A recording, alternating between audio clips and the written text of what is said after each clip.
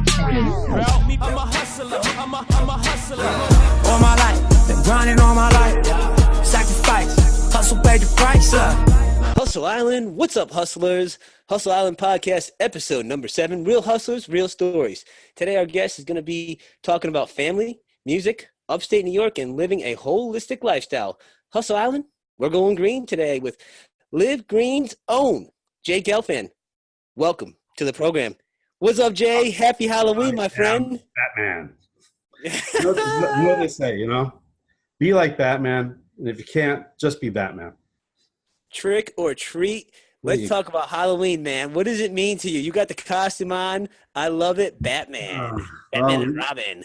You and I talked about my philosophy about Batman. And it's funny because growing up, my nephews, the only gifts I ever gave them were about Batman from the time they were a baby. And I told them that growing up, when you figure out why, then you can tell me if you still want me to give them to you. And all three of them to this day, all they get is Batman. They're all in their 20s now. And that's because finally each one of them, somewhere between the age of 10 and 13, realized that Batman was not a superhero. Batman is a man who does everything, mind, body, and soul, to the best of his abilities with no fear of loss or failure. Realizing the fact that every time he failed, it was just closer to success each and every time. Hence why Batman could beat Superman or any other hero, because he studies nonstop what it takes to win and will not quit. And I think that's a great lesson that we learn as hustlers, entrepreneurs in life. You got to believe. I'm with you on that one. You got to believe. You got to learn from experiences, successes and failures. As hustlers, our days are ups and downs, smiles and cries. It's like a roller coaster. And you have to learn from each experience. Let me ask you this. Before you ask me, you look at the what I call the 4 pillars of the Hustle Island. Okay? We have hustle. We have believe. We have patience. And we have legacy. Okay? Absolutely. And we have legacy. And I bought all 4 shirts first time, just bought them all. I just had to have them all. I wear them equally. I love the comments I get about each one. And then when I tell people, when they look at it, I say, why don't you actually read the shirt? They said, oh, I can read it. It says patience. It says believe. I said, no, get closer. Now read it. All of a sudden, they start reading all the smaller words within each one of those. And I'll tell you what, that's what makes all of us here at Hustle Island complete. Because we realize that there is a bigger picture to everything. Absolutely. You got to think big as a hustler. Sometimes they say, you got to think outside the box. I mean, sometimes I like to say, think like there is no box if you're a hustler. 100%. Why are we going to think outside the box? If we're thinking outside the box, we may be forgetting what's inside the box. Absolutely. Holistically at everything. That's the theme for today. Holistic thinking, a holistic lifestyle, living green. I want to talk to you about your upbringing, your childhood. You told me the story about your nephews and the whole Batman analogy there and teaching them life lessons through that superhero. What advice did you hear during your upbringing as a child? Wow. My father was a great influence on my life. He was a hustler. Owned Jewish restaurants in New York, also ran a trucking route in the morning before he opened the restaurant. He went and delivered all the salads and knishes and all to all the other local restaurants. So it was pretty cool how he was literally wholesaling out the stuff he made for his own restaurant. At the same time, we were retailing in the restaurant. And so at 4 years old, he had me setting tables. And if I did it wrong, he'd make me do it again. And it had to be exactly right. Everything had to be on the table, the right place. And, when I get frustrated, he'd look at me and say, if you don't have time to do it the right time, when will you have time? I like that. And I like that. How many people out there say, I just don't have enough time for that? All the time. Yes, you're absolutely right about and that the one. answer is, if you look at it the only true currency there is in the world is time. Yes. You know, they say every day we have 86,400 seconds out there. Wow. What are we doing with that? What are we doing with that time? Every second that ticks, are we wasting it? It's like if we had that amount of money in the bank, and I've seen this before in different quotes and stuff on the internet. If we had that money in the bank, would we be just throwing it out, just throwing it in the wind? Absolutely not. Every dollar would be so precious to us. Back to your upbringing, your dad being a hustler, it's got to be in your blood, I would say. I would say so. Another famous saying. Another saying he always said was, "It is what it is." So make it the best. Why not? Was it. If you're not giving anything but your best, if you're not reaching for the sky, the stars, the moon, what are we doing here as hustlers? We're not. And it's not just for hustlers. I'm talking about just in life. You look at it, in kids, you coach. I've coached in the past. My friends, everyone around is always like, "Why are you always smiling?" I said, "Well, I'm lazy. I have 17 muscles to smile, 43 to frown. I'm just not going to work so hard." The real reason is because I just see the positive in everything I can. It's the way I was raised. It's the way I raised my daughter.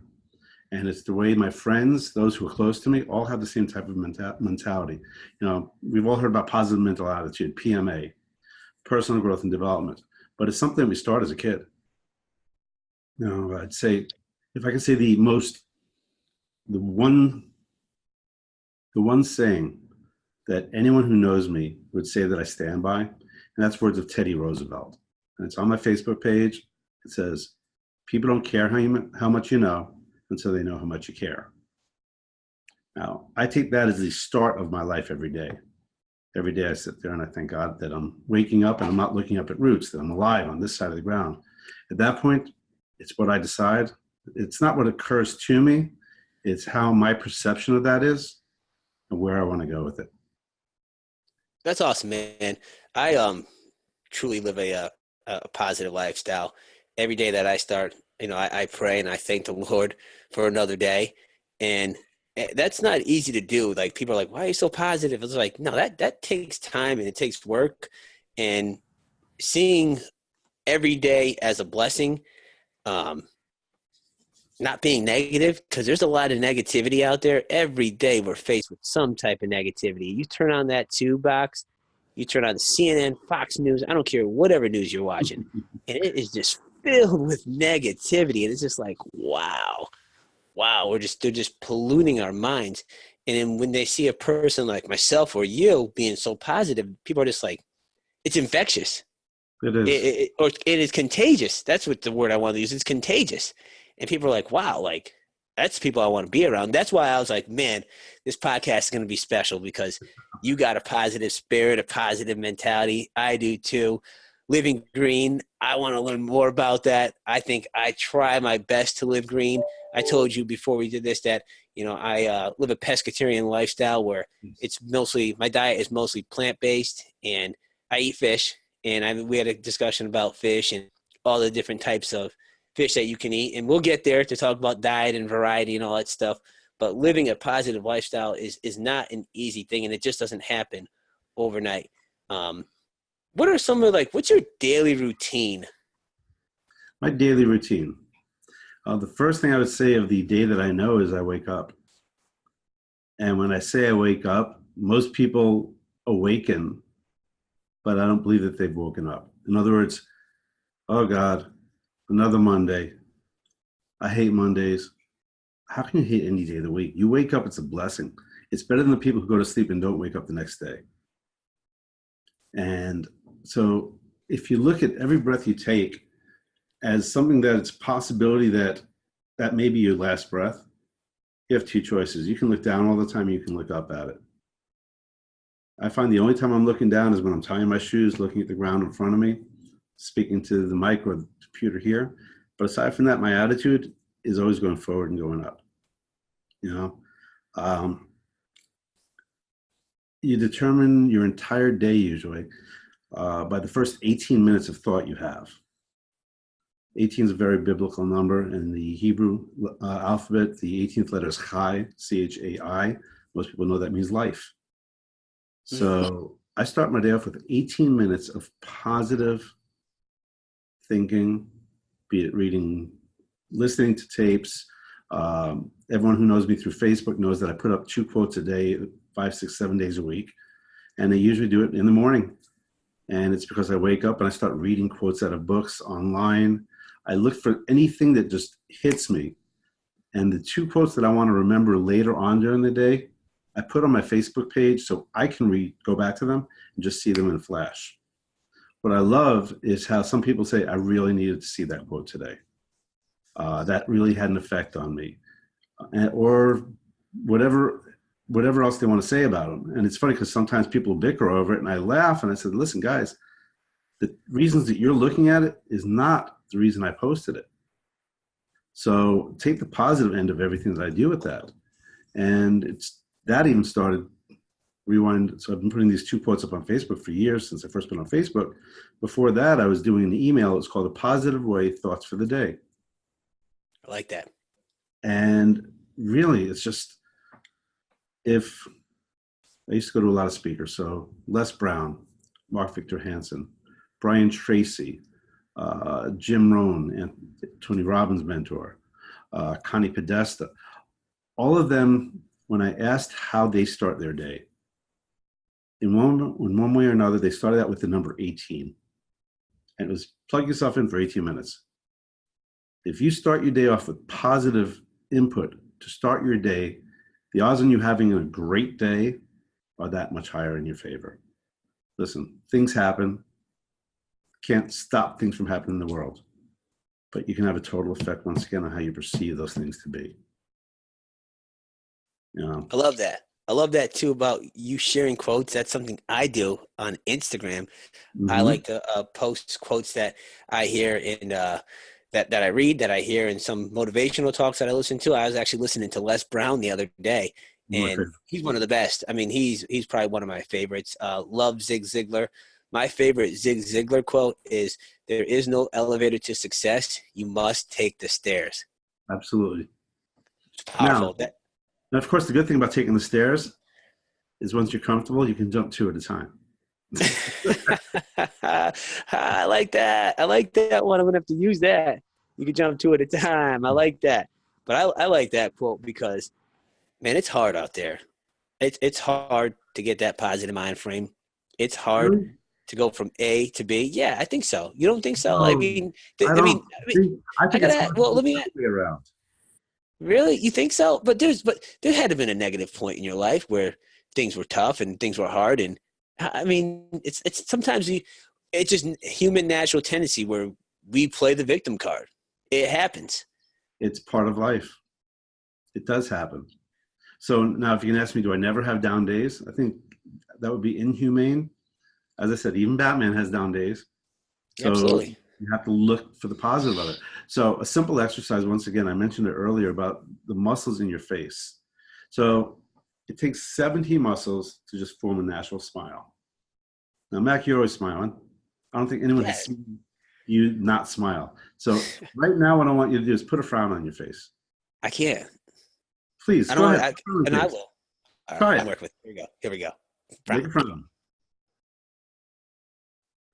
How does it feel? Make a frown with intention, and how does it feel? It sucks. It sucks.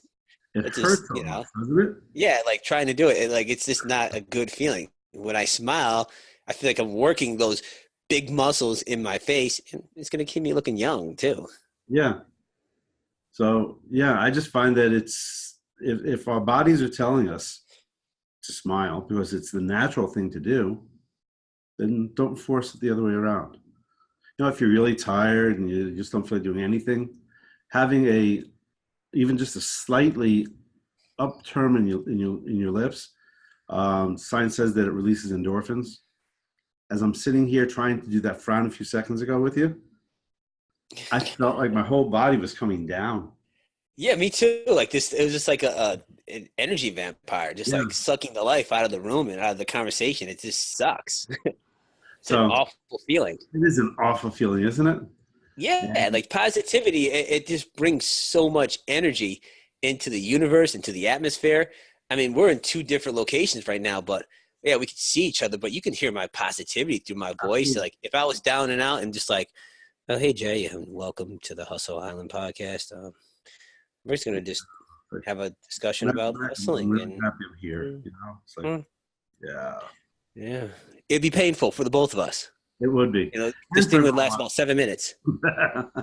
Yeah, I don't think that would last very long at all. I'm So, like, all right, we gotta go, hustlers. listen, the reality is that we all encompass, in Yiddish, to say we all have our source. We all have our shit. Okay? But once again, it's how do we deal with it? It's really our determination of it. And as a kid, I had a lot of challenges. I had a speech impediment. I had my right leg in a brace because my leg was turned in when I was a child. And I started walking at 6 months. I never crawled. And Wow. my parents found that my feet weren't going the way that they're supposed to. So the first time I Wow. crawled was when I was about 2.5 years old after my sister was born. And she started crawling. That's when I started crawling with her. Just because she was crawling, you're like, all right, I guess that's the thing to Yeah. do. So I had a conversation about this. I don't know, my dad passed a year ago, but a little before he passed, and we were talking about it, and we never discussed about the leg brace. And one day we're talking, and I just popped in my head. I said, "Dad, why do I remember wearing a leg brace on my leg?" He goes, "You can't remember that. You were too young. There's no pictures of it." And I said, "For some reason, it's just in my mind right now." We just talked about it. He goes, "Yeah, we put that thing on you, and the doctor said how long it would take, and it's supposed to be like 6 months or something like that. A month or two after you were wearing it, they took it off you already." And it was because I was working through it. I had a speech impediment. All right, they brought in a speech pathologist, and I think I was supposed to be doing it when I was from 5 to 7, and once again, another year goes by, and they stopped that. I just figured if I'm supposed to learn something, I'm going to do everything full out, a la the Batman, mind, body, and soul. And if I don't succeed, well, it's just another step on the right way. You know? What's that inside of you that gives you that drive to get out of those braces or out of the brace, to start walking at 6 months? Like, what do you think that drive is? I think that we all have that drive. I think that you mentioned about a lot of people have a lot of negativity. And unfortunately, statistics show that for every positive enforcement the child has up until the age of 3, they hear 144 negative reinforcements. So maybe I was lucky. Maybe my parents just did the right thing. All I know is from the time I was able to get up and move, it was constantly do something, do something, do something. And if I did something I wasn't supposed to, I was punished. And I learned from it. I never did it again. But if I exceeded the limits of what someone else thought, I was rewarded even greater. In which way? How would they reward you? Depending upon what I did. Give me an example.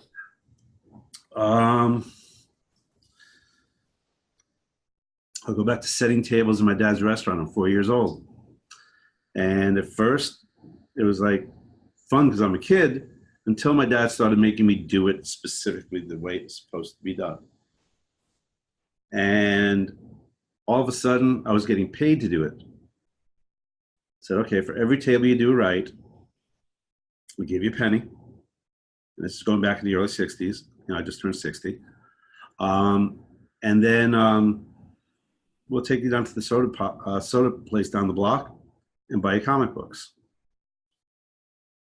So the equation for me for doing better meant I was getting more money, which meant I was buying more comic books. The hustle mentality. Hustle, hustle, hustle. Doing it right. And if I didn't do it right, my dad took money away. So it was lessons in life. You're from New York, right? I'm from New York, born in Brooklyn, raised out on Long Island, and then eventually upstate in the mountains. Spent a lot of time in Connecticut too. But yeah, I Do you think that environment growing up in New York and Long Island, Strong Island, as some call it, helped in your upbringing and help you develop that drive and helped you in what you are today? Because you're a quick learner, and we're going to touch on some stuff very quickly in the next couple of questions. okay. So I think that wherever you are is wherever you are. As my dad said, it is what it is. So I was lucky that my parents had great friends. We had great neighbors. Um, Back in those days, obviously we didn't have cell phones and stuff like that. So kids played in the street freely. You know, you knew it was time to go home when the first light pole started turning on. You know, every parent on the block you respected by calling them aunt and uncle. And they could discipline you as well as your parents did because your parents gave them the right to do that. You know, but it also taught you a lot of other things growing up in New York. Watching someone get picked on by people who are bigger than him led me to run in and try to stop it from occurring. And I try to talk my way through it and help the kid out. But if worse comes to worse, at that point, I would jump into the fight also, just doing the right thing. I don't know, going back, if the violence was the right answer, but I sure know that the kid who I helped out of it was very thankful that I did. Well, I was about to say that's like twofold. Like, all right, you're jumping in to help someone, that person who couldn't defend himself, and you're there just as a bystander. It's either you have a choice. Either you help or you don't do anything. And there's a lot of people out there who just watch instead of jumping in. I don't remember the specific quote by Dr. Martin Luther King Jr., but those who watch evil occur are actually performing the same evil deed. I'm not sure. God Almighty. Of all times, for me, not too one of my books. But That sounds really, familiar. So I've heard that before, though. Yeah, I mean, I've heard that. if you're watching something wrong and you don't do something about it, it's just the same thing as committing the same problem. Absolutely. You're encouraging it. So, I guess throughout my life, I've just always had a lot of positive influences. I would My say, parents, my neighbors, my teachers. We discussed about the fact that as a kid growing up, my dad was left-handed, my mom was right-handed. So I did everything as a child with both hands. And my parents encouraged it. So whether it be crayons or learning letters, numbers, whatever, to me it was a game, playing with both hands. And all that was fine until second grade, when in New York City, the teacher didn't like the fact that I was A, B, C on separate lines with each hand. And then I would alternate letters or whatever, and she didn't like that. So she took my left hand and tied it behind my back. education, huh? Put the first roadblock Educated. I've ever encompassed in my life in front of me. Think about I, that. I would say so. That's what happens. I think we can sit here and talk about education in school, and I think they put roadblocks up. I think they got to enable people to Well, to learn, like, outside the box, what we just talked about earlier. They need people to be like free thinkers. I think they allow people to experience. It's a higher education, obviously, but I think even at like the younger levels, elementary, middle school, I think they in a lot of areas they teach to a test. They follow a certain curriculum, where I think they should just maybe have different guidelines. And I mean, this could be a deeper conversation, but I think I think you see it more like homeschooling. It's just a different type of education. I think that the concept of standardized schooling has its merits to a point. I And agree. the concepts of the Montessori system or the whole schooling system or anything else, they all have their merits. What would be really cool is if we learned to put it all together, and let's not limit education. That's the So, word. I was very lucky, I guess, because I was one of those kids that was lucky enough to have an aunt who was the editor for Harker Brace Janovich, who wrote the Bright Horizons elementary school readers we had. So I would read the teacher's editions the summer before every year. Then I wait to learn what the teacher was going to teach me on top of the book. Wow. And because I would do things like that, the teachers were not used to having a kid who would do that. So that made me stand out in certain ways. And my best teachers, the ones I remember the most fondly, are the ones who found other things for me to do on top of my schoolwork. Call it extra credit projects, call it whatever you want, but they were willing to challenge me intellectually as a child, as a student. That's what I was going to say. I think it all comes down to challenging someone's intellect, pushing them beyond the normal standards of being like, all right, here's your assignment, continue to challenge them. And I think that needs to be twofold, where you have to empower students if they come in and they're like, well, I disagree with you on that topic. Let them allow them to have an opinion. I mean, that's America in a nutshell. 100%. That we can go deep into this, deeper into that whole thing. And Well, I don't know how much time we have, but we can. That's what's called debate. Yeah. And, there's a difference between an argument and a controlled debate. But I believe that really, once again, if you want to go back to what we started with positivity, I was raised with the attitude that if I truly believed in something, if I wanted something changed, my dad said, prove it. You want to do something differently than the way it's being done, show me how your way is better. Challenge. That's the challenge. Continue to challenge people. That's what we need in life. That's what we need in education. That's what we need in the schools. Let's continue to move on here. Talk about your mom. Well, we're going to get to Hustline. Talk about your mom. You haven't really brought her up. How has she influenced your life? So my mom my dad was a workaholic. My mom was the person who was taking care of the home, taking care of us, working in the restaurant with my dad. So teaching us things, so they each had a sort of life that they were better at. And they were an incredible couple together, so I'm really proud of that. She encouraged the more artistic side of me. My father at one time was a musician. He didn't want me to have anything to do with it. My mother said he loves music, let him do it. My mom was a lot of fun. She was the one, actually, it's funny, while my dad was in the restaurant, my mom was playing catch with me.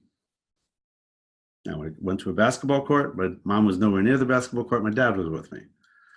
But they each just played their way. And, unfortunately, my mom passed 9 years ago. My dad just passed a year ago. So my most recent memories, of course, are with him. And the stories that he told me the last few years in sharing his life and his memories of me as a child, things that I didn't remember.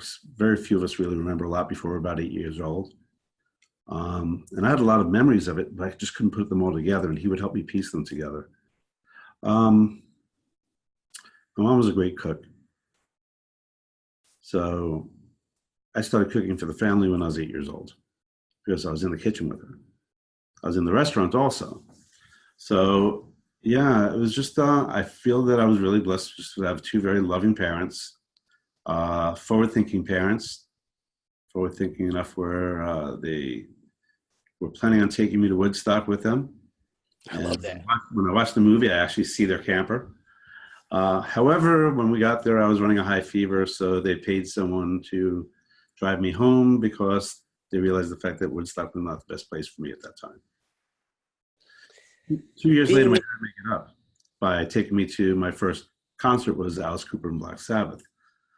Crazy stuff. After he took me to jazz concerts, after he took me to orchestra concerts, ballets, but it was just always, they were very forward thinking. And I credit them a lot for my successes in life, for allowing me to fail. And never just, if you fail, get back on your bike, start over again. If you didn't do this right, go back and do it again. And they worked well as a team. So yeah, I made it through school, made it through working through all my years of school. Um, yeah, I'd say my parents actually had me working, like I said, from the time I was 4 years old, setting tables. 8 years old, I was cutting meats.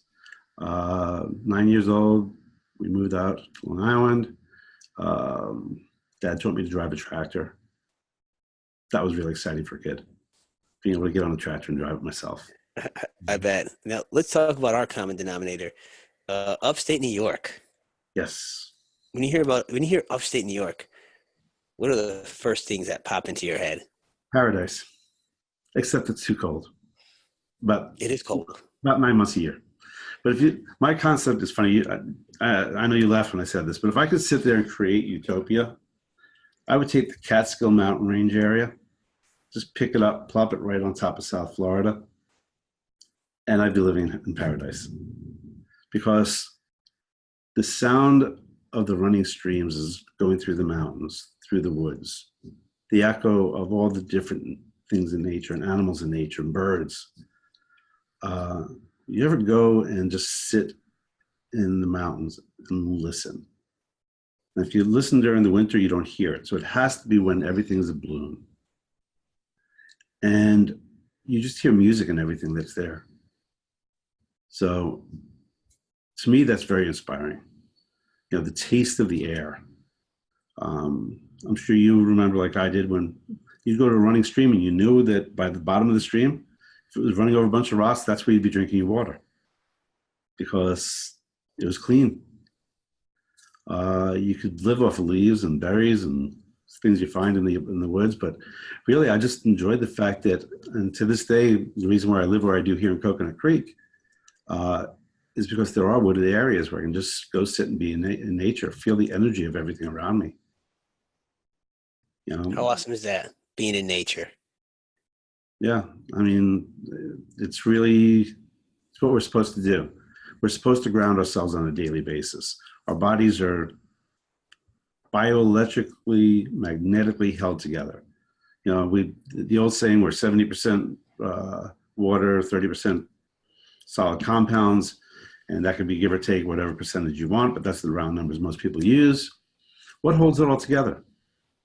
Bioelectric magnetic energy. And we are at one with the earth. And to the live green side of me, when we start to pollute the earth, when we start to pollute our bodies, things start working against the way that nature intended.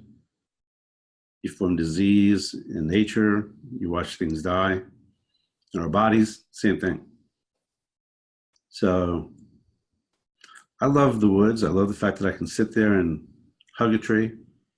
When I do my Qigong and Tai Chi, actually one of the movements involves the same positioning of holding a tree. And I find it very interesting. And then I go do it out in the woods, and just the feeling that I get of being recharged. It's pretty amazing. You know, we all hear about, ground yourself on a daily basis, walk on the ground, touch a tree. There's got to be a reason. It's all about balance. I tell you what, tonight after this podcast, I'm going walking outside because where I'm at right now in Florida, it is gorgeous outside. And I might take my shoes off and walk in the grass. And where you are is, let's see, right now down by me, it is 78 degrees. You're in North Florida, so you're probably low 70s or high 60s? Yeah, I want to say it's probably like 70 degrees. Yeah. Which is it's gorgeous. Unbelievable. Yeah. And you just got to take it in. No offense to all of our friends who are anywhere north of here, not living in the tropical belt we're in. But I can tell you that if I never see snow again, it'll be too soon. There's a reason why there's so much more depression in the northern states, especially in the northeast and northwest United States, than there is in the warmer climates. It's because we get more vitamin A just by soaking in sun. We're not bundled up, which is restricting our bodies. I mean, I love the fact that my daughter made a comment to me that with her job, she loves the fact that, Dad, you're so right. It's so cool being able to wear just a t-shirt and jeans and work. It's so much freer than wearing the whole suit, to dress up, get up.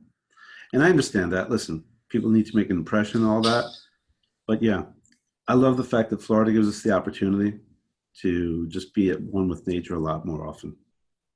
Absolutely. It's paradise. It really is.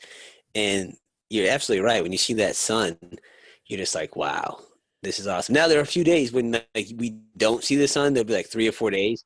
And as Floridians, we're just like down and out and gloomy. And then that sun comes back up. Whoo, whoo. That's You're just exactly right. revitalized, re-energized. Everyone's smiling. Everyone's like, this is the Florida I know. And it's like that for 3 days. But I know how it is in upstate New York where come October, it's just gray for about 6 to 7 long months and snow. That lake effect snow is real. And you're just depressed and you're just pissed. And there's a lot of negativity. And that could snowball on you. Like that restriction is real. Like what you just said about having like a heavy winter coat on and light. Because you say, oh, we're layers. We're down here. T-shirts, sandals, shorts on a daily basis. And when you got to dress up, it's cool, but you also dress up differently than up north. Up here, we would dress up a little bit looser. Absolutely. You know, we're not worried about the tightness to keep the heat in. We have the like looseness so we can feel the breeze, feel the airflow. Be one with nature, my friend. So you have an artistic side to you. I got to ask, when you hear the words Hall of Famer, what comes to your mind? We are sitting here with a Hall of Famer. What Hall of Fame is he in? Tell us, Jay. Well, I am in the Legends of Vinyl DJs Hall of Fame. Woo! So, hold on a second. I wasn't ready for that question. We got him with this one. He is a Hall of Famer, DJ on the ones and twos. Look at this. Look at this. Get in there? Legends of Vinyl DJ Hall of Fame on the ones and twos. The greatest dance music on earth. DJ Gelfand. Love it. So, and the funniest thing is that the way that it used to be for me, it was just D-J-A-Y. There was no DJ Gelfand. It was just DJ.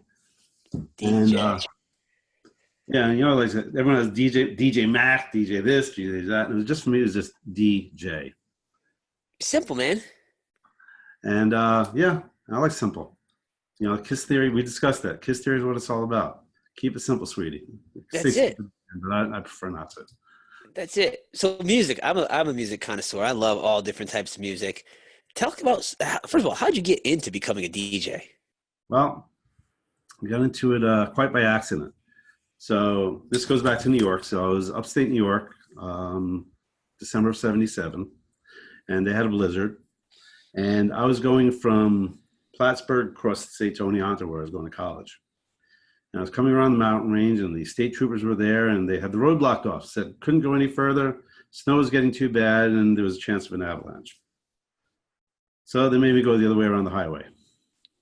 So I turned around and started going the other way, and then there was barricade over there, and I was stuck up on a mountain for 3 days under snow. Fortunately, I had a 65 Volkswagen camper van, an old hippie mobile. So it did have a rollaway bed. I did have a propane heater in it. Wow. I did have food. But thank God I had a CB radio. I still have the CB radio to this day, by the way. And they found me, dug me out, and I went back to Oneonta. I packed up my stuff, and I said, you know, I've been driving back and forth the last year and a half, visiting my family who moved to Florida when I graduated high school anyway. I don't think I'm coming back up here. And I never saw snow again until 1995, actually. And, Wow. And then I've only seen it twice since. And to tell you the truth, I don't like wearing layers. No offense to anybody out there. And I don't even like it when we have our cold spells here in Florida, but I put up with a couple of weeks a year. You know what I'm saying? I know how down here in Florida, it's comical actually. My first year down here, when it was about, I don't know, like 55 degrees, and I was walking around with shorts going, wow, it's just a really nice fall day. They were like, fall? What are you talking about? It's cold. People wearing around You've been here for a while. winter hats. It's cold, doesn't it? Well, that's me now. Now, going into my fourth year in Florida, it's oh man, it's 55 degrees. It's gonna be cold. This is terrible. It's not the Florida I signed up for. Got my winter coat on, winter hat. Like I can't deal with this. We got to turn the heat on. Yeah, we do turn the heat on, and some people make fires actually for that not even like 7 day span, and then it just jumps back into the 70s, and everyone's happy again. It's paradise again. So anyway, I came down to Florida, and I arrived on December 26th, 1977. And I'd been vacationing down here. I usually drove down about once every 6 weeks to see my family. Airfare was really expensive back in the 70s. And being the entrepreneur I was back then, I used to put notices around the campus of the weeks that I was going, the weekends. And I would leave on a Thursday, drive back on a Monday. And I would charge people to take the ride with me. Oh, I like that. Uber. That's Uber right there. I guess Uber before its time. But yeah. It was really cool because, I would make them bring the beer, at the time, I would bring the weed, bring the beer, bring the food, and let's have a great ride. No doubt. And we'd stop with beef for the gas on the way down. So it was a lot of fun. But I got down here on December 26, 1977, and went out for a couple nights going around. First, I got myself enrolled in school down there. I was going to take advertising. In New York, I was studying psychology and political science and just didn't find passion. Advertising seemed pretty cool. And got a job waiting at tables at a restaurant just so I could pick up some quick money. And I would go out at night and go visit all the different clubs around. And this one DJ who I'd visit every time I was down vacationing, as I came into his club, it was December 29th at that point. He said, man, I'm so glad you're here. And I said, I'm so glad I'm here too. Where is she? I thought he was talking about, some hot, there's a hot girl, something by herself and whatever. And no, he says, listen, I got a double ear infection. I go, okay. And you're telling me this, why? He says, because it's 2 days before New Year's Eve and I can't find anybody to work for me. So I want to train you to be a DJ. And I looked at him and I go, I don't want to be a DJ. He's a friend. Like he says, you play the drums, you sing, you've done some radio work in New York. I should be able to show you what to do. I said, well, I don't know all the music that you play in this club. It was a disco. And although I knew rock, Motown, blues of the day, I wasn't up on all the new hustle music that came out. I was living upstate New York in the mountains and came down to Florida. So what he did literally is we spent the next 48 hours teaching me about the nuances of spinning records with turntables, not just playing a record and being a human jukebox, but actually creating music, understanding the synthesis of different records, how you work them together, changing speeds, creating different effects and all that. And so it was literally 48 hours of just being there. We ate in the DJ booth, passed out in the DJ booth. It was just, he said, I need to get you ready for New Year's Eve. So that night, I'm having a great time. I'm getting paid to spin records, do something for a friend of mine, which I thought was pretty cool. He was paying me some good money that night. And the opportunity to meet women also that night was also a good idea. And about 2:30 in the morning, the club was open until 4. So a whole fresh crew of people start walking in the club, and it winds out people who came from other clubs that was closed at 2 o'clock. Well, John at that point had gone downstairs and gone to the bathroom. He wasn't feeling well, he thought he'd get sick. And someone climbs up the ladder to the DJ booth and says, John, man, you sound great. I've never heard you sound like this before. And then he looks at me and goes, who are you? I go, I'm Jay. He goes, well, where's John? I said, well, he's in the bathroom. He says, who's been doing all the mixes? I said, I am. You got to give me a second because I've got to do one right now. So I mixed the next round because John gave me a list of songs to do in a row. And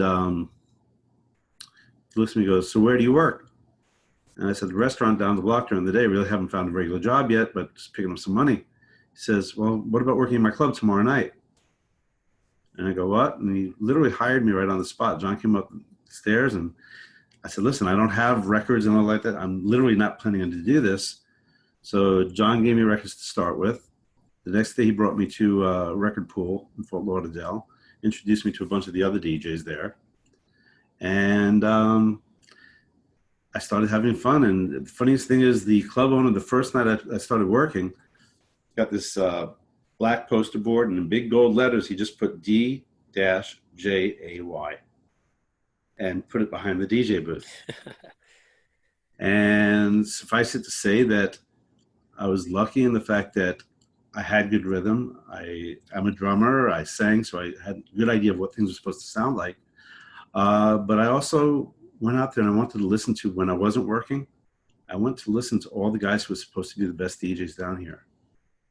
And I'm still very good friends with a lot of them to this day. But it was an honor to have these guys who were considered the best show me what they were doing, their style. And as every basketball player, every baseball player, every football player, they may play the same position, but they all do it in their own way. The same thing with a good disc jockey.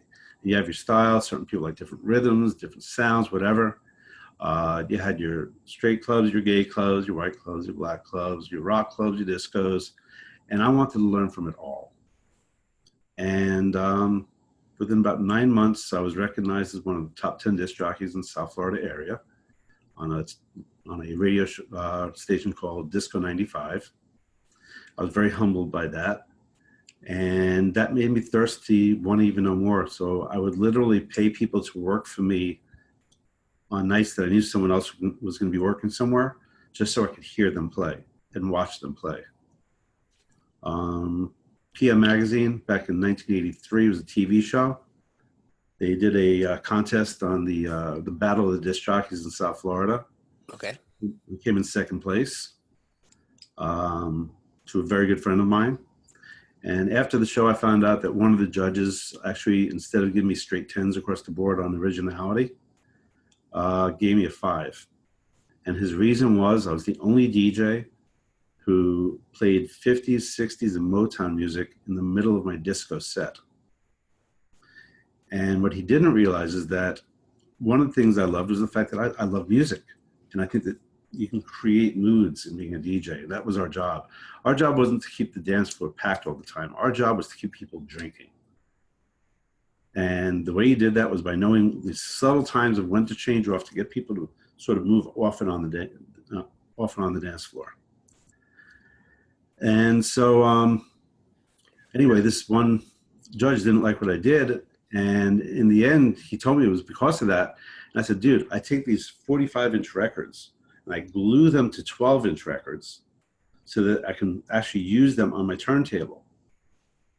And he was shocked when I sat there and showed him what I was doing to make those sounds.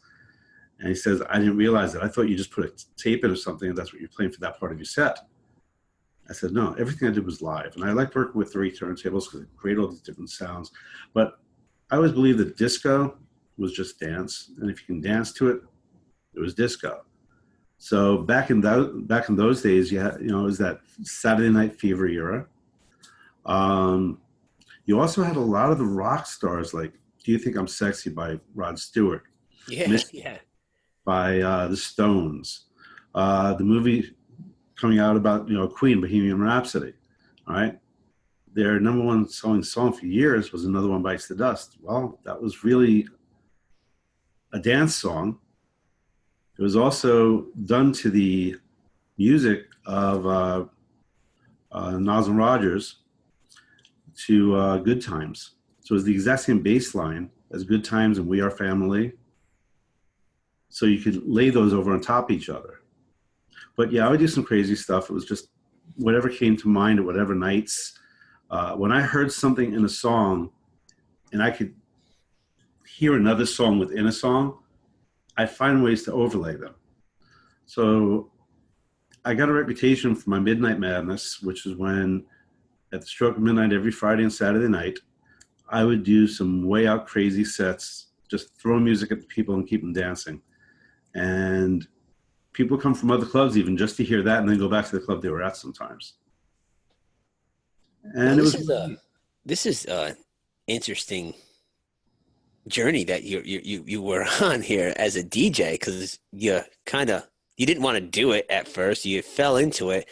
What do you think of like the timing? Do you think it's like a universal thing throwing you a bone? Because like you got into it and then like you got fully into it. Like you were like, all right, I'm doing this.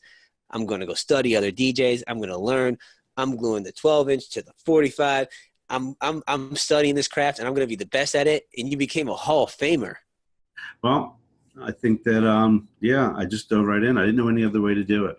So once I realized I was going to make good money doing it, which I did, Oh, that hustle spirit. yeah, I realized that I was an entrepreneur. First of all, DJs weren't employees of the clubs. We were subcontracted, 1099s. Then again, I also found a lot of the clubs didn't appreciate the DJs until they had someone like me where it came in and you would pack a place, you would generate liquor sales, and that's where the bar made their money. So once I understood that equation, it made it very easy for me to just study the crowd, find out what the crowd wanted, and learn how to control the people through the music. Now, in time, being a hustler, if you want, is what I believe every disc jockey is, because we're all entrepreneurs. I also learned how to leverage my pay. So when I felt that I was at a club and I wasn't getting enough money, I would tell the club manager or the owner that I want to raise. And if they said no, I say, fine, well, I'm going to go to that club over there. And just so you know, the crowd's going to follow me. And then when you want me to come back, it's going to cost you that much more. I like that. That might sound a little negotiating. Negotiations. That was not even negotiating. That was stating a fact. This is what's going to happen. Yeah, you're right. This is what's going to happen. I'm going with it. Hey, you don't want to pay me, so I'm going down the block. Pay me now. Otherwise, you're losing money by not just giving. You're losing that much money by not giving me that much money. Well, what would happen 9 out of the 10 times? Would they keep you, or they would say, "We'll get the next guy"? The first time I would leave, they would let me go. After that, they were trying to negotiate with me. I got you. That's what happens. What was the first record that you played? First record I ever played in the club? Yes. That's Where the Happy People Go by the Tramps. Why that track? Because it was the first one that John gave me. What was your favorite? What was your favorite? What was your favorite record? Like at the time. I will say the cool thing about the song was it started off with a very slow intro, almost jazzy, and then it broke into the beat. And the beat was by a drummer. His name is Earl Young. Earl is considered the man who, the last great percussion or drum innovator. There's actually a movie coming out about some of his work. And so if you look at the sound that you heard in the background to the OJs, Harold Melvin and the Blue Notes, MFSB, the whole sound of Philadelphia, that's his drum beat in the background. And it's that doom, boom, boom, boom. And it's downbeat on the 2s and 4s. So it created a rhythm. And it's 1, 2, 3, 4, 1, 2, 3, 4, 1, 2, 3, 4. So it's 4/4 beat, 32 beats to a measure. And what it was is it just made a rhythm. It's the same rhythm most rock and roll had, just changing up where the bass was coming and where the downbeat was coming and keeping it steady. And you learn about beats per minute, which is the speed of something. Yeah, so, absolutely. You know, simple songs to be like Sexual Healing, maybe 98 beats per minute. Oh, yeah, that's a good one. Okay. Then you go something like Rapper's Delight at 112 beats per minute. Love that song. Put up another one, Bites the Dust, 113 beats per minute. Good Times, 114 beats per minute. We Are Family, 118. Who's that? 119. Bro, you're a Hall of Famer. You're throwing off the beat counts. But I'm doing this for a reason, and that's because by studying this, by counting, learning, I was able to take from one song, bring it straight through to the last song without ever stopping the music. Because on the turntable, the disc jockey was able to change the speed, change the pitch of what it's playing. And you do it gradually to where it doesn't feel like someone's just going from this to this, and then, you know, you make it a gradual change. And by knowing how each song sounds, knowing the bass drive behind it, hearing the beat, knowing the instrumentation, you were able to create this flow that allowed the beat to never stop. What was your favorite record to spin? My favorite record to spin? I can't say I ever had a favorite record. Just my favorite dance song of all time is still "That's Where the People Go" by the Tramps. I have Earl Young is actually a friend of mine through Facebook, and I've thanked him multiple times for the fact that by hearing his music in the beginning, I got to understand the entire industry, and I was able to hear it on everything at that point. And I never had a favorite type of music to spin either. So I could play the high-end European, I could play the lower-end funk, anything in the middle. It really just determined where the people in the club were, type of people in the club, and where I wanted to bring them for the evening. You still got it? Do I still got it? Yeah. A lot of people tell me I do. I have this thing, I haven't entered the new age technology. I don't believe it would be that hard for me to pick up, but there's nothing to me. And I have gone in, I've played with them with some of my friends, but there's a different feeling. If you have someone that's been playing a folk guitar their whole life and then jumps to an electric guitar, it's a different feeling. I don't play guitar, so I really can't say if that's exactly the right analogy. But I could do things with vinyl that they can't do with the computers. But that's what you'd have to use. You go back to the tools that you know. There's nothing wrong with that. Well, since vinyl is being printed again, actually it's been growing at a rate of 12 to 13% per year for the last 4 years now.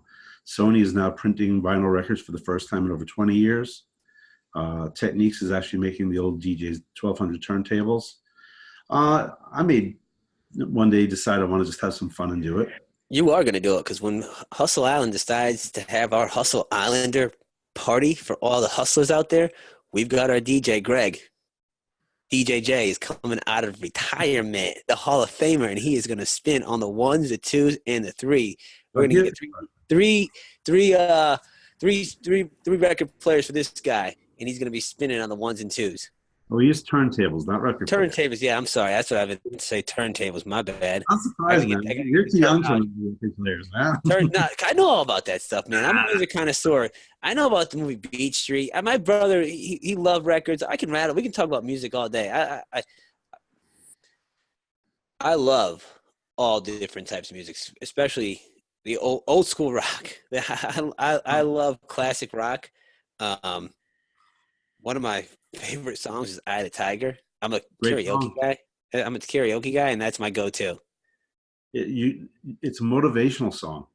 Absolutely. It makes people move. That's really what I did the best, was actually make people move. Well, that's it. And what you were saying, I heard I love music. I love rock and roll. So I'm thinking every time you're saying something, I'm thinking about a song as you're saying it. What do you think about music today?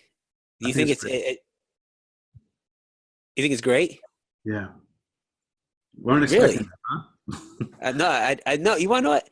I wasn't expecting that. I mean, I listen to I love Coldplay. A huge Jay-Z fan.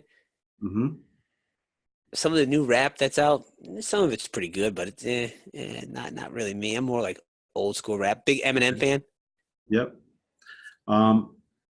That statement about rap, it's funny. When they had the Legend of Vinyl Hall of Fame inductions, every year they have a panel when they're doing it, and it's done in different cities throughout the United States. And that year they had a couple of incredible people in the music industry, and it was about EDM, electric dance music. Okay. And they were talking all about it, and so afterwards, Bill Kelly was the MC. Bill Kelly is a legendary disc jockey down here. And he asked a simple question: does anyone have any questions for the panel? And it was a lot about, EDM, but the evolution of it. And my question was real simple, and I didn't want to ask it, but then again, nobody was raising their hand. So Bill just looked at me and said, DJ, you've played everything in your time. What is your question about EDM? And my question is, what of it will ever be remembered 10 years from now? And there was silence for a second. I said, let me rephrase my question. Everyone in this room, we are considered innovators in the dance music field. And pretty much that era was 70s and 80s. Mm. Had most of the people in there. And I'm part of what was referred to as the second wave because I started in 77. So I didn't start before the Saturday Night Fever fever pitch hit. John Yeah. Travolta in the club, like, Yeah. I you mean, can't I hear the way I use my started about wallet. the same time. Yeah. Okay. But I give respect to the DJs who were playing before there were discos, really. I'm talking about the early 70s to mid 70s. Some of these guys started in the 60s. And I have total respect for them. But what my question was what will we remember about EDM now? And when people sit there and tell me it's all junk today, all these kids, all they play is garbage. Every generation has heard that from the generation before them. I believe you. Okay, so people who listen, who grew up in the 40s, well, the people who grew up in the 30s didn't like the 40s music. People who grew up in the 50s, the people in the 40s didn't like the 40s music. And it's been like that cyclic through generation after generation. In the 60s and 70s, there's a lot of fast change in music, a lot of integration in music. And you had people who were the purists, and then people who just embraced the sounds. And so I said, I remember the early 70s were called the years of the one-hit wonders. But haven't there been one-hit wonders throughout history of music? So in general, look at it, we remember the great music of each era. We forget about the stuff that was garbage or the filler music, and we go forward. So there's so many incredible artists, from Bruno Mars. He's a superstar. I'm hooked on The Voice. And I would say that every coach on The Voice, every mentor they bring on The Voice, these are incredible musicians, producers, people who have made it in the field today. And what do they all have in common? Whether it's country, rock and roll, or disco, or funk, or soul, or R&B, whatever it is, one thing they all have in common is they play music that becomes popular. I think it's a love for their craft and a love for music. Like, I'm going to rattle off a few names. Like, I come to my mind, like Leonard Skinner, Journey, Kiss, Run DMC, Aerosmith, AC/DC, the Beastie Boys, pioneers who changed Throw Led the music Zeppelin industry. Throw Led Zeppelin in there. Did I say that is Led Zeppelin? Everyone loves Led Zeppelin. Oh, yeah. What's one of their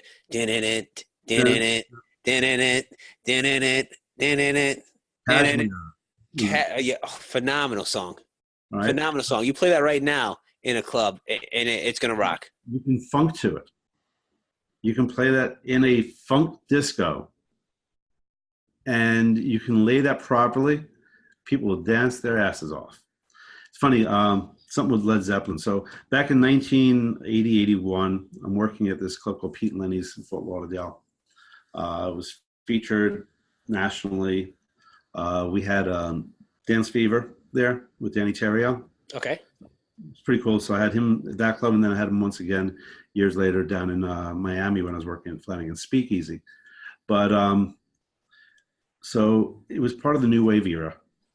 And of course, you have the Knack with My Sharona and Tainted Love, and Whip It by by Devo, and of course you have the Go-Go's. And I know that song. Whip it good. Right? So I'm playing the Go-Go's, Vacation, then I go into What I Like About You by the Romantics, and everyone, What I Like About You, that song? Yeah, I know that song too.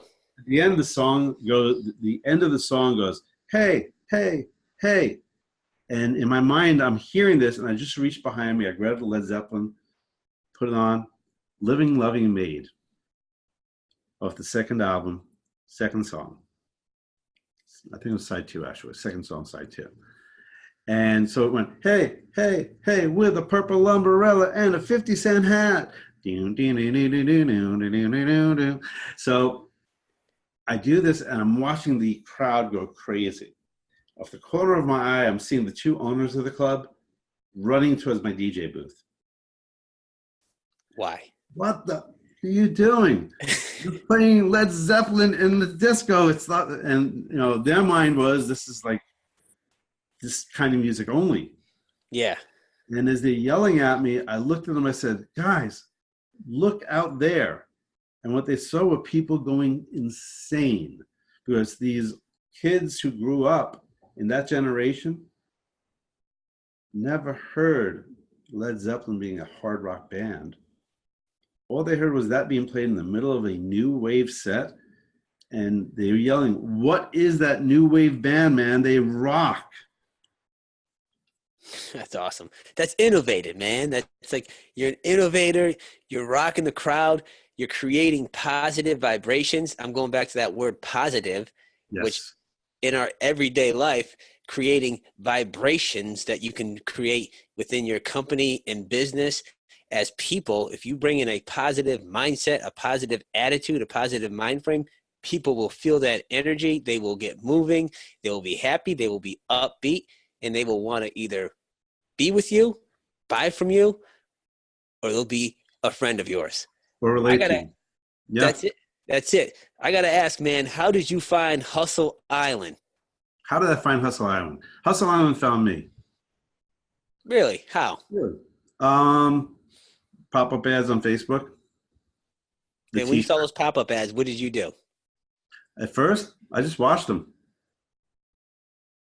They interested me. I just watched and see the repetition of it, what was going on. See tons of advertising on Facebook.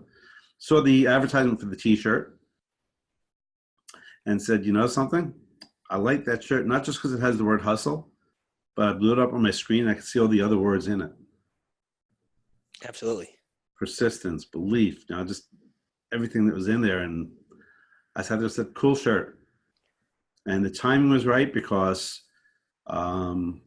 we had just launched Live Green.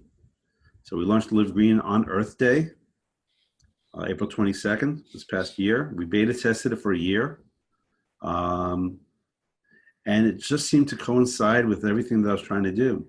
I had my team, my group, and we talked personal growth and development. We spoke 5 days a week just to make sure we're all on a good mental track.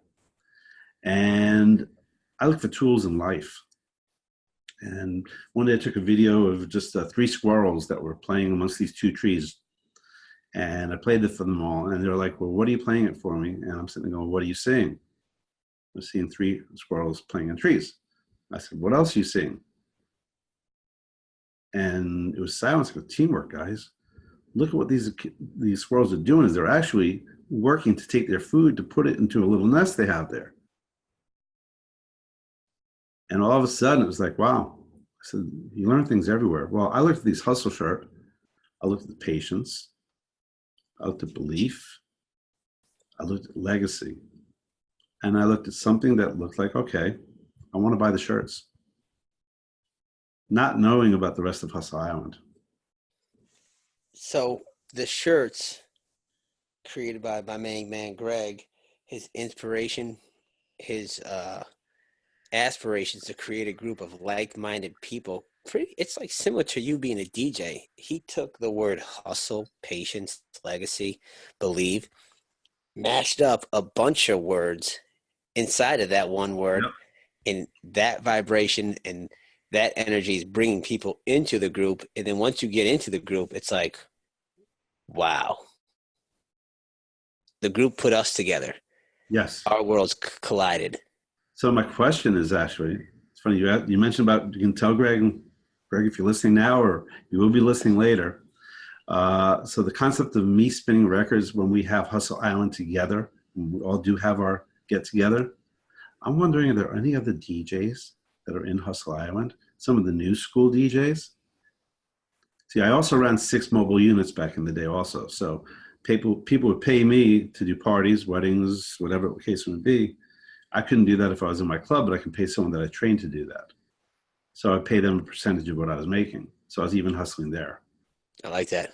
Yes. That true entrepreneur spirit. So I'm hoping that there's a new school DJ somewhere in Hustle Island who's trying to learn more about entrepreneurship right now as we speak, that may have heard something I said tonight that may lead to him or her contacting me to maybe give them some insight on old school versus new school and maybe ways to improve what they're doing.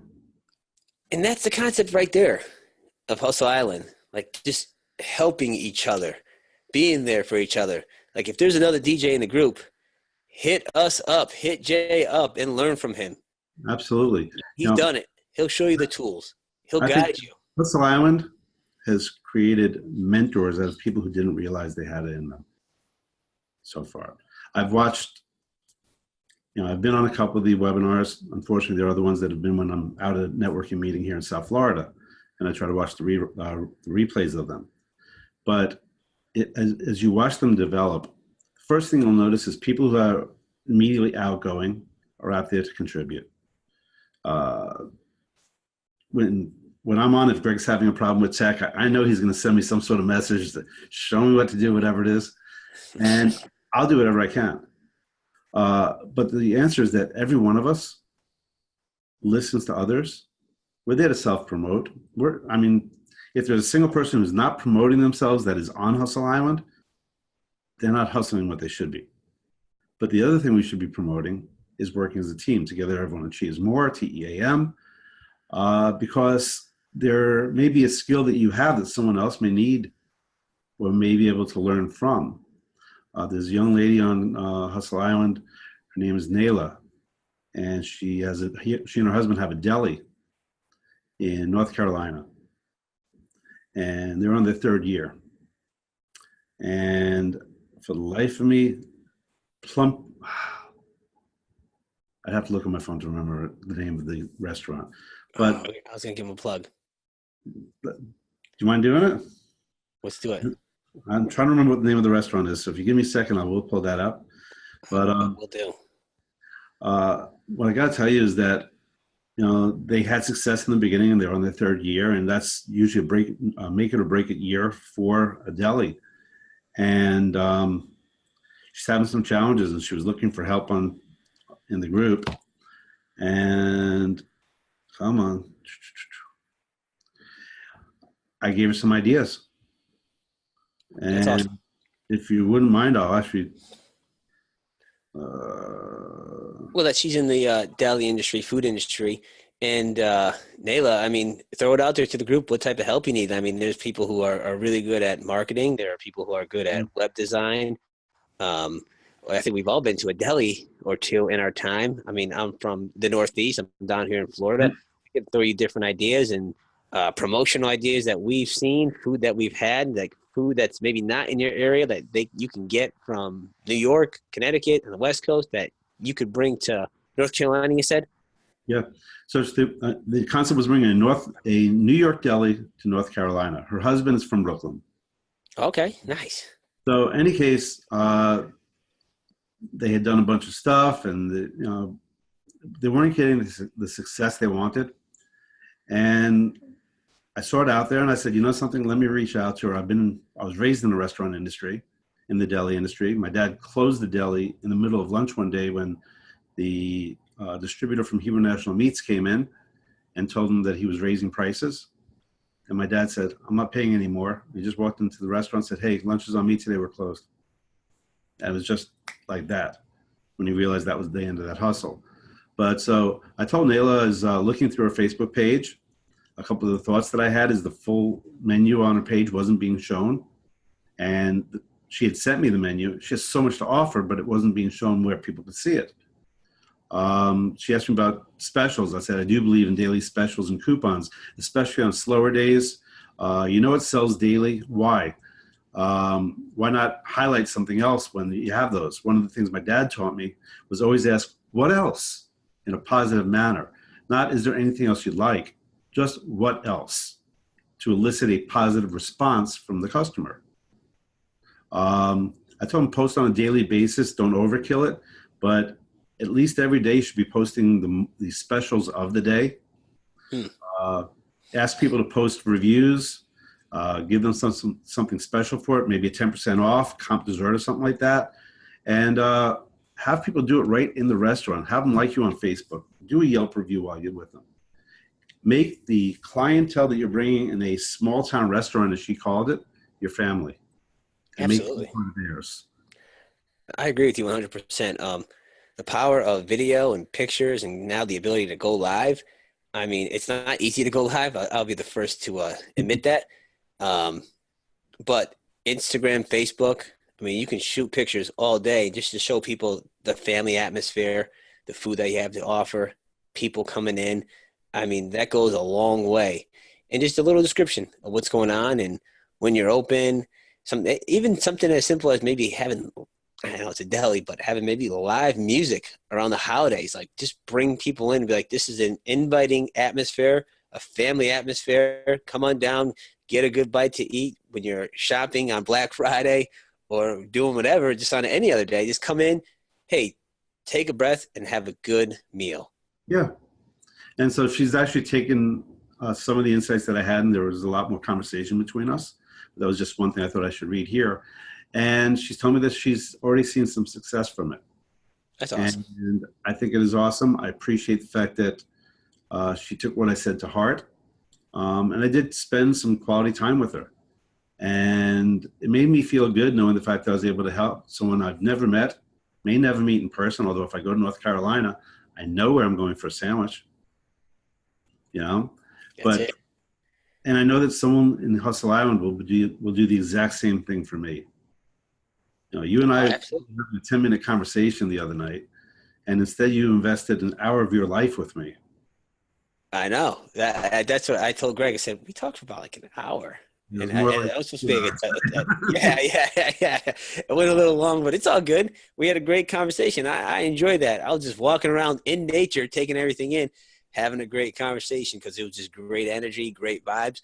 I mean, I'm a firm believer of just like positive vibes, good vibes equal great opportunities and great things in life. Well, look at the Beach Boys. Good vibrations. That's it, man. That's it. Going back to that music thing. Let's go into living green. How did you get into this industry? How did you adopt this in your life, and why?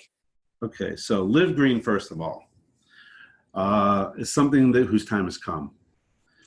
Most people would rather, I guess people polled, if you ask over 50% of the people say, I want to eat healthy, I want to eat organic if possible. The reality is only 4 to 5% actually do. And the reasoning most people give is one of two. It's too expensive or it's inconvenient. So what if it wasn't? So what if what if there was a company that, and my 30-second elevated pitch is Live Green makes eating healthy and living eco-friendly lifestyles affordable. We always have low prices, 20 to 50% in general, lower than Amazon.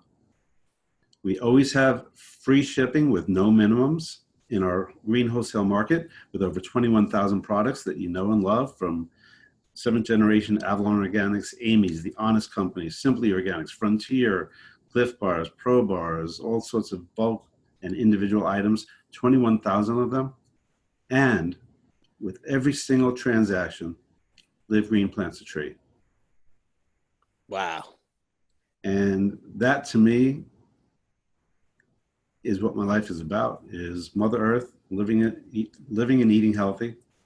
We all can go out and have a good time. You don't have to, I will never say that there's nothing unhealthy that goes into my body ever.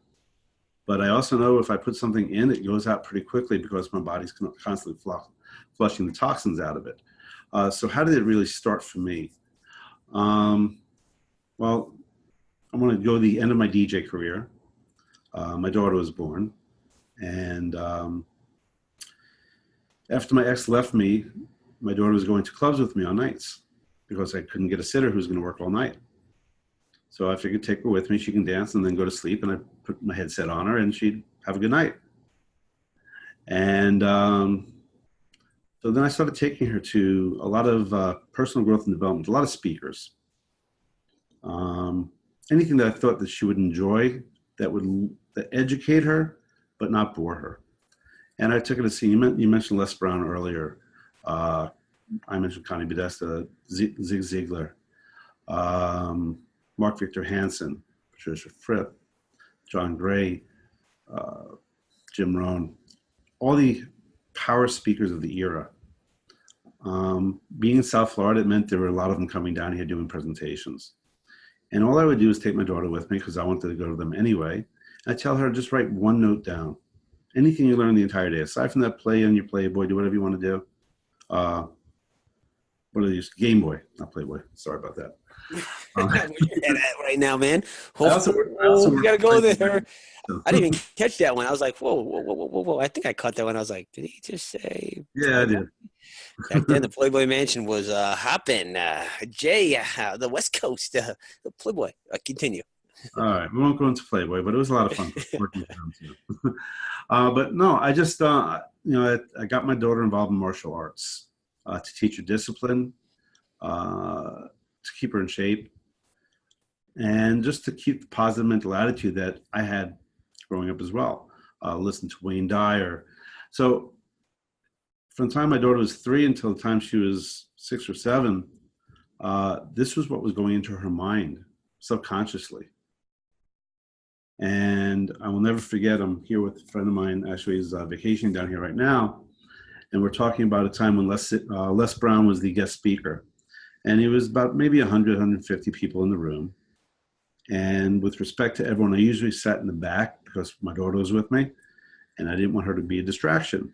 And she's the only kid in the room. So Les is doing his presentation, and he gets to a point where he says, okay, who in this room thinks they're going to be the most successful person 10 years from now? And of everyone in the room, of course, everyone raises their hand, right?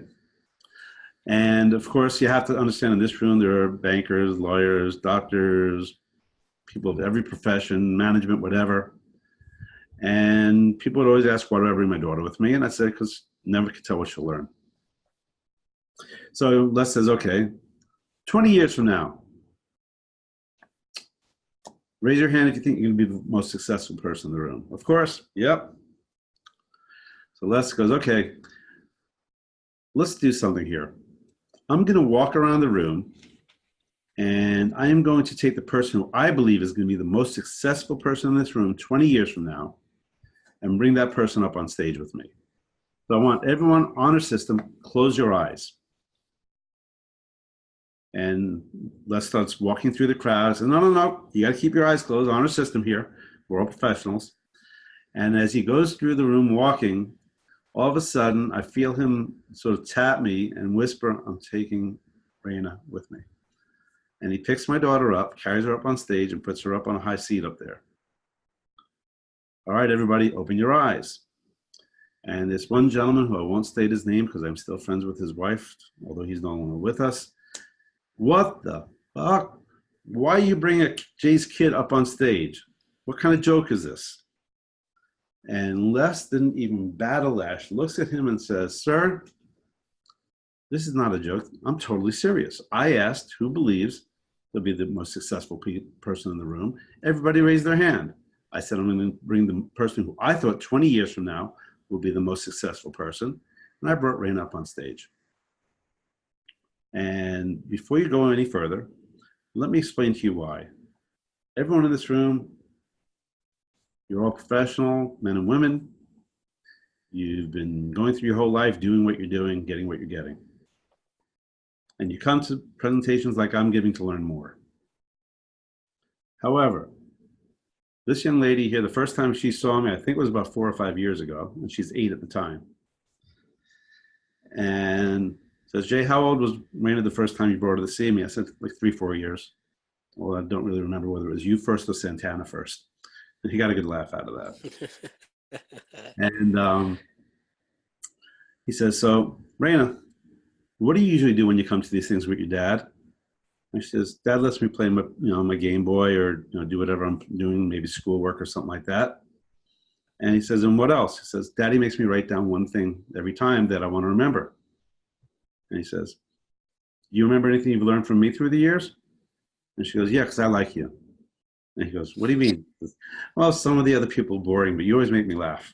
So less like that. And this is, remember, out of the mouth of an 8-year-old. He says, tell us a few of the things that you remember that I've told you throughout the years. And she goes, fear, F-E-A-R, false evidence appearing real. Now all of a sudden, everyone in the room is staring at my daughter that doesn't know her personally from me. Raina, tell me something else. TEAM, together everyone achieves more. That's why I told Daddy that I want to start playing team games as well as just individual sports. Okay. What else? And she stumbles for a second and he says, would you say that you can say a lot of the things that I've done throughout the years with you? She goes, yeah. He says, tell me the one really cool thing you remember. She says, well, there's two. He says, okay, what's the first? She says, that the problem with most people's dreams, goals, and desires is not that they aim too high and miss, but they aim too low and hit. So shoot for the moon. Even if you miss, you land among the stars. Powerful. Okay. And I'm looking at my daughter as we're doing this, and Les has got this big grin on his face. And she's stumbling a little bit because she's not used to being in front of a crowd, but she's handling it really well. And he says, okay, now what's the one that you really wanted to say? And she says, I love the joke about the 5 birds. So Mac, do you know the riddle about the 5 birds? I do not. So can we do it? Let's do it. Okay. So I'm gonna state a riddle, or I'm gonna state a question, and I want you to give me immediately, like the minute I'm done, don't think, just blurt out your answer. And it's math. Okay. Okay? Okay. Simple math. Ready? All right. There are 5 birds sitting on a wire. 3 decide to fly away. How many birds are left sitting on the wire? 2. Good answer. Okay, let's try it again now. There are 5 birds sitting on a wire. 3 decide to fly away. How many birds are left sitting on the wire? Answer. 2. Okay. We'll do a visual now. Ready? Okay. 5 birds sitting on a wire. 3 decide to fly away.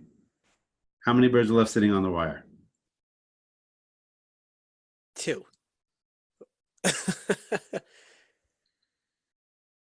There are 5 birds sitting on a wire.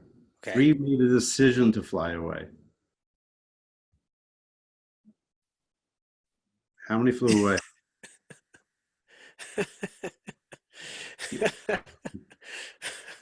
They made a Come decision. on, man. Where are we going with They it? flew away, did I? What's that? I never said they flew away. There are 5 birds sitting on a wire. 3 decided to fly away. Oh, 5. None flew away. They didn't take action. That's the key. I was going to say, after everything you said, the reason why Les brought your daughter up there is because a kid will just do whatever. They will take that next step. They will take what they learn from someone and do it. It's like a kid learning how to crawl, learning how to walk. They just do it. And they fall, but they continue to do it. It's like a kid now, you don't want them to do this, but sometimes they'll walk into a kitchen and they'll put their hand on a hot stove. Yep. Because they're like fearless and they're just trying something new. And they're like, oh, what's that? They're experimenting. Like, all right, let me try it. And they will act. Action is the key, my friend. It is. So take your basketball team. Okay. Okay. And I did that same riddle actually with the girls and boys that I coached volleyball a few years. Okay. I'm sitting there going 2. I'm going 2. Every time they tell me what they're trying to do, let's talk about Michael Jordan. Okay. Michael Jordan tried to be the greatest he could be and was the greatest he could be. Could he have been better? We'll never know. However, Michael Jordan, considered the greatest basketball player of all time by many, missed more shots than he made. Yeah, he's always willing to take it. He wanted to take it. He wanted to take it. Okay. How many times did he go up to slam the ball and maybe miss, maybe hit rim and it bounced out, maybe whatever? Countless times. Did he ever care? He was still doing it again, right? Fearless. So did he ever think about doing it? No, he just did it. Because he practiced it. Yes. So there are 5 birds sitting on a wire and 3 decided to fly away. That doesn't mean that they actually flew. They just made a decision. That's it. They didn't take the action. So I'd be interested if you throw that at your kids. I like that one. I do like that one. That's a good one. You got me on that one. You stumped me. Get them to sit there and understand that the difference between trying and taking action is one thought process. How many times do we sit there and say, I'll try to do this. And I'll say, why try? Well, what do you mean? I said, There is no try. there is no trying. You just do it. Do you it. can do and succeed. You can do and fail. But trying is the mental process of it. You haven't done anything. That is the hardest thing though for anyone. Even us hustlers in Hustle Island, acting. You say, all right, I want to start a business. All right, next step, you got to come up with a business plan. Next step, you might have to go and call some investors. You might have to take a meeting.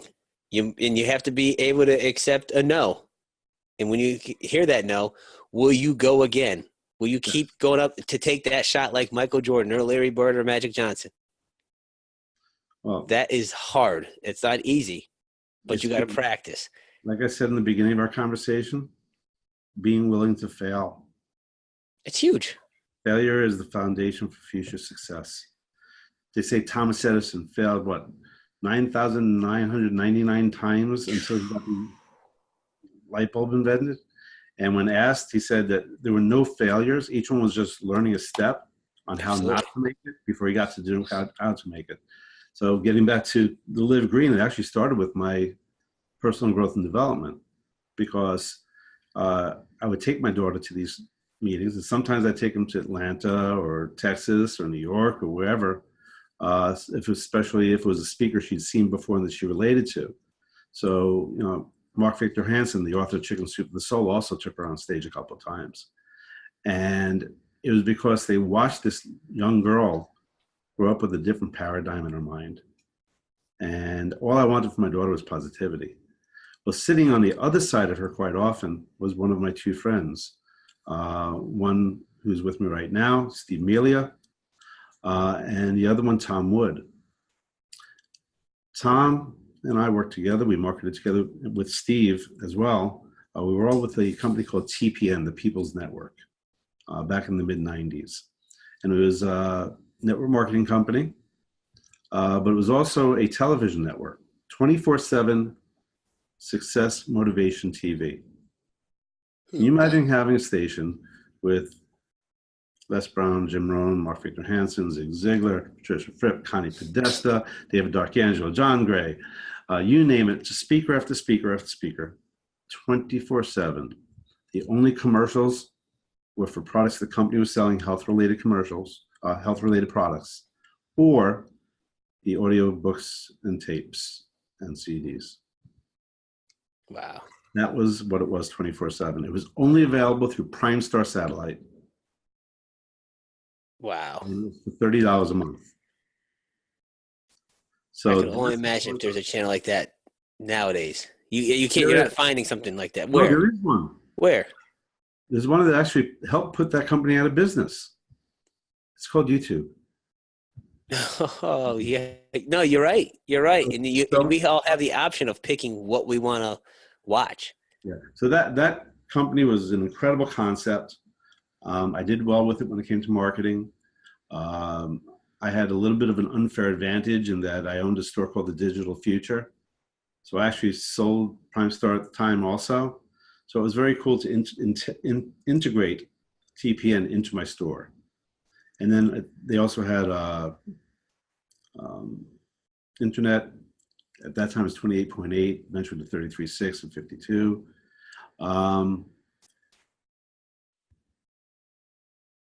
But it was all about the message of making things better, personal growth and development for everybody of all ages.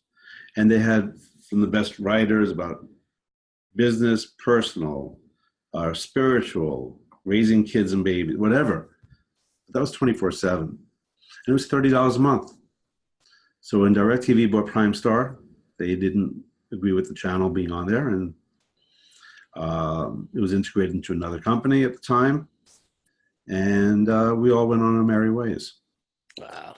And I didn't see Tom for years. I knew of him, watched his successes through Facebook and all that.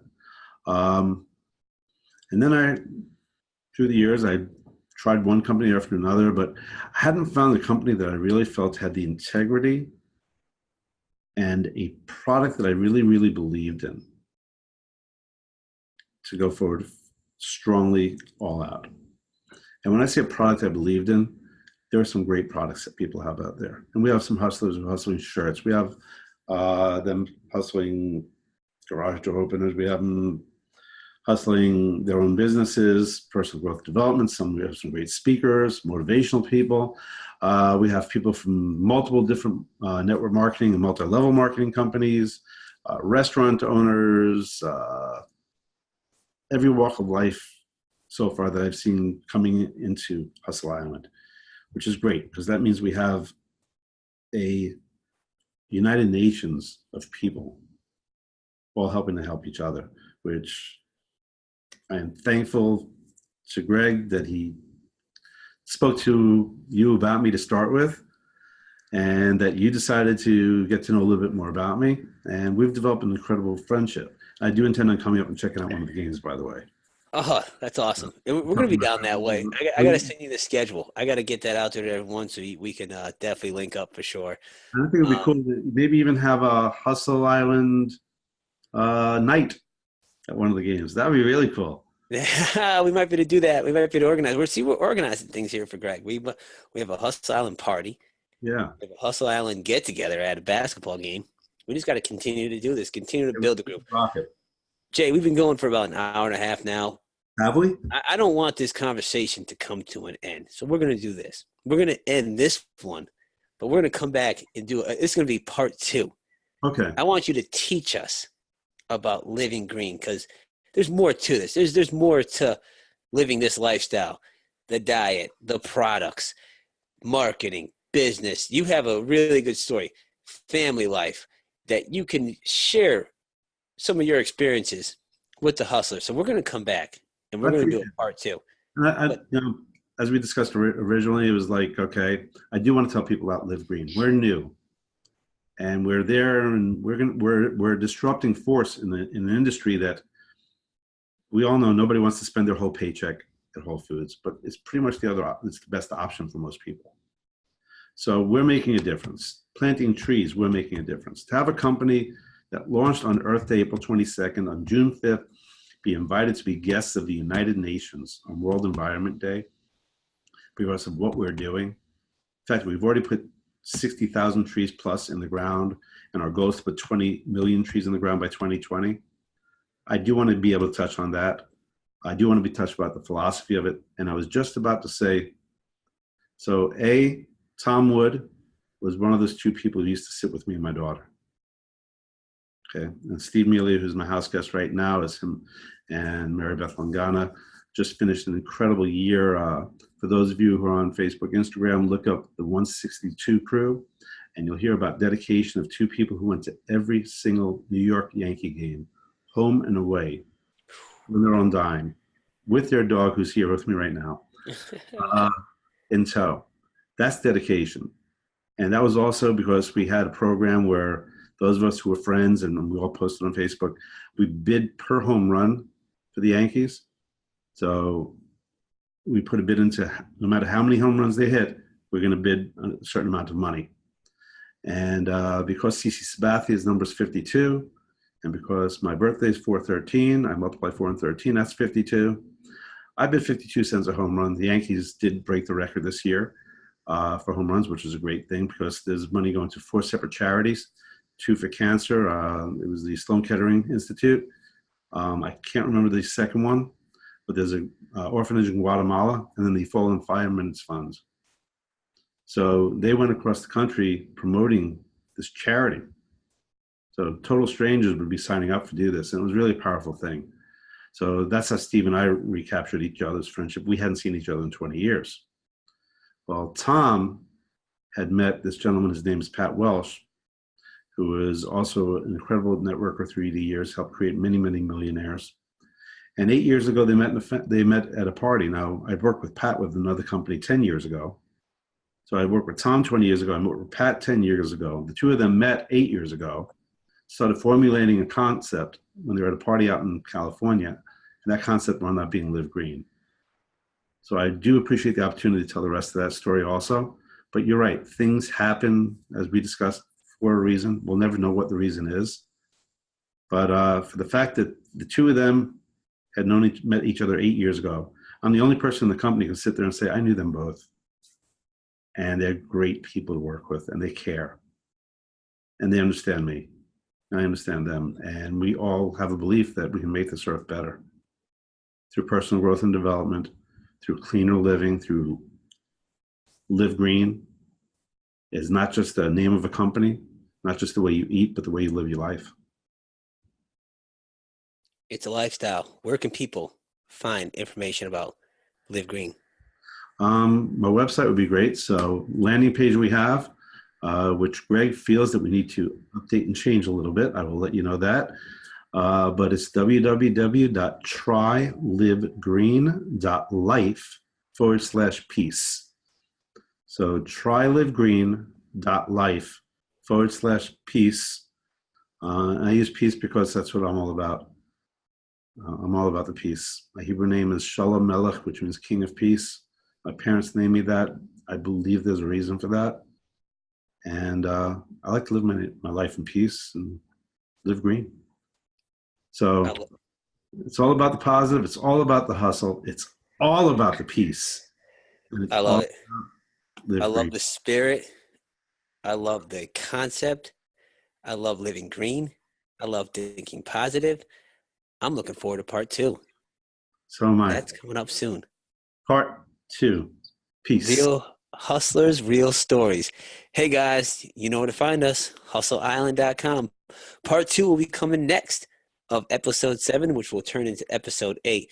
Jay, thanks for joining us tonight. We're going to get together really soon to get part 2 out there to everyone, but I do appreciate your time. Live green, think positive, everyone. We'll see you guys next time. Thank you, Jay. Thanks, Matt.